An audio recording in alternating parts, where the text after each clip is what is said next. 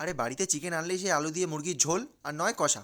আরে এই আইটেমটা এইভাবে একবার বানিয়ে দেখুন না, বাড়ির সবাই একদম দিল খুশ হয়ে যাবে। এবং একবার যদি আপনি এটা করে ওদেরকে খাওয়াতে পারেন তাহলে আপনার দর খুবই বেড়ে যাবে, কারণ এর নামই তো চিকেন দরবারি। তাহলে এই আইটেমগুলো আপনারা নিয়ে নেন তাড়াতাড়ি। তাহলে 800 গ্রাম চিকেনের জন্য আমি যে মশলাগুলো নিয়েছি ততটুকু করে আপনারাও নিয়ে নেন। এই সব মশলাগুলোকে কড়াই ফেলে হালকা সেন্ট আসা পর্যন্ত তুলে নিন। তারপরেই একদম পুরো মিক্সিং জারে মিক্সিতে সব মশলাগুলোকে ফেলে একবার ডান দিকে ঘুরিয়ে দিলেই একদম তৈরি।